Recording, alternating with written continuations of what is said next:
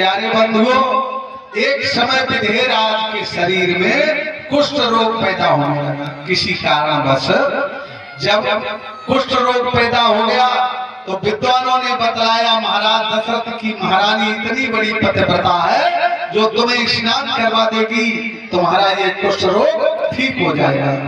तो एक पत्र लिखा और मंत्री दूत को भेजा और पत्र में बड़े विनम्र वचन लिख दिए, महाराज आप बड़े दयालु राजा हैं और राजा राजाओं की मदद करते ही हैं। अपनी रानी को डोली में सजा कर भेज दो जो हमें स्नान करवा दे और मेरा कोढ़ अच्छा हो जाए। अब राजन कितनी बड़ी बात है, पतिव्रता अपने पति को स्नान करवा सकती है, न कि दुनिया में सबको स्नान करवा सकती है। आज दूत पत्र लेकर के पहुंचा, महाराज ने पत्र को देखा और मंत्री पत्र पढ़ रहा था। मेहतरानी दरबार में खड़ी खड़ी सुन रही थी। मेहतरानी कहने लगी, महाराज महारानी को क्यों भेजोगे, हमें क्यों नहीं भेज देते? उनका कोढ़ तो नहीं अच्छा कर दोगे।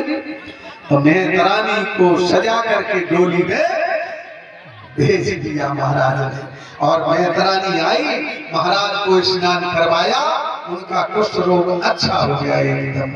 आप पैर छूने के लिए दौड़े, वो पीछे हटने लगी, कहा महाराज हमारे पैर मत छुओ। कहा क्यों न छुए, तुमने तो हमारा कोढ़ अच्छा कर दिया और बताओ तुम्हारे पैर क्यों न छुए? कहा नहीं महाराज मेरे पैर मत छुओ। कहा क्यों, मैं महारानी नहीं हूँ। फिर तुम कौन हो? मैं मेहतरानी हूँ। बंधुओं बड़ी शंका हो गई महाराज के मन में। बताओ जिस राजा के राज्य में मेहतरानी इतनी बड़ी पतिव्रताएं हैं तो महारानी कितनी बड़ी पतिव्रता हो।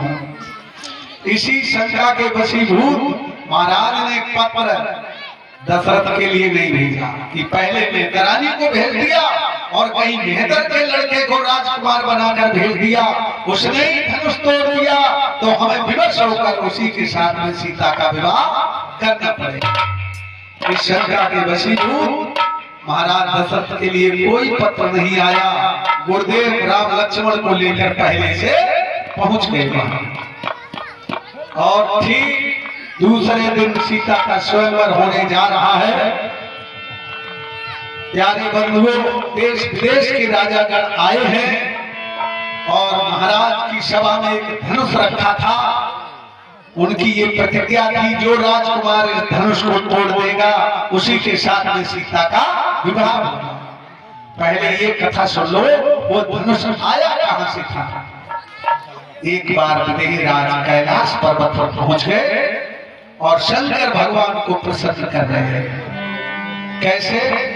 तेरा पल पल बीता जाए मुख से निकले नमस्कार, तेरा पल पल बीता जाए मुख से निकले नमस्कार, तेरा पल पल बीता जाए मुख से निकले नमस्कार, तेरा पल पल बीता जाए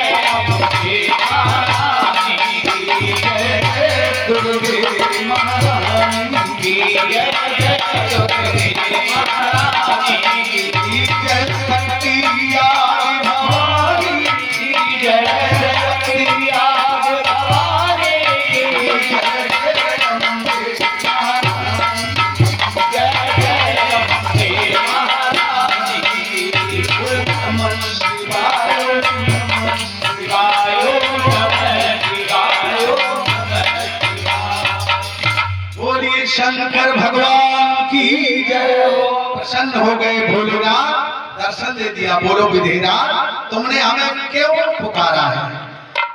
विधेयराज कहने लगे और समझने की बहुत बड़ी बात है महाराज। क्या बोले विधेयराज? ऐ भोलेनाथ हम इतने बड़े ज्ञानी हैं जो लोग हमारे यहाँ विद्या पढ़ने आते हैं और हमसे गुरु भी कहते हैं, लेकिन हमें श्री राम का दर्शन क्यों नहीं होता? निराकार के उपासक थे मेरे राजा, साकार की पूजा नहीं करते थे। जिस राम रूप का दर्शन आप नित्य कृत्य करते हो, उन्हीं राम के दर्शन एक बार मुझे भी करा दो। तो शंकर भगवान मन में सोचे, ये निराकार के उपासक हैं, मूर्ति की पूजा नहीं करते हैं। धनुष देने लगे और कहते हमें राम के दर्शन कराओ। तो धनुष दे दिया, ले जाओ इसको अपनी रंगशाला में रख लेना और इसकी पूजा करते रहना। धनुष की पूजा करते करते तुम्हें साक्षात श्री राम का दर्शन हो जाएगा। तो वही धनुष लाए हैं, यज्ञशाला में रखा हुआ है, रोजाना पूजा करने जाते हैं। वैसे तो निराकार के उपासक हैं, साकार की पूजा नहीं करते, लेकिन धनुष की आरती उतार रहे हैं रोजाना। एक दिन की कथा सुनो। जब सुनैना लीप रही थी तो सीता ने कहा मां मैं भी लिपवाऊं। तो लिपते लिपते उसी जगह पहुंच गई जहां वो धनुष रखा था। सीता ने सोचा धनुष के नीचे बिना लिपा रखा रह जाएगा, पिताजी पूजा करने आएंगे तो कहेंगे धनुष के नीचे तो लिपा ही नहीं। तो एक हाथ से लीप रही थी, दूसरे हाथ से धनुष उठाया और धनुष के नीचे भी लीप दिया, उसी जगह रख दिया। जब विधेयराज जनक पूजा करने आए, देखे कि धनुष के नीचे भी लिपा है। कहने लगे सुनैना, हाँ स्वामी, अरे धनुष के पास किसने लिपा? अपनी बिटिया सीता ने लिपा है।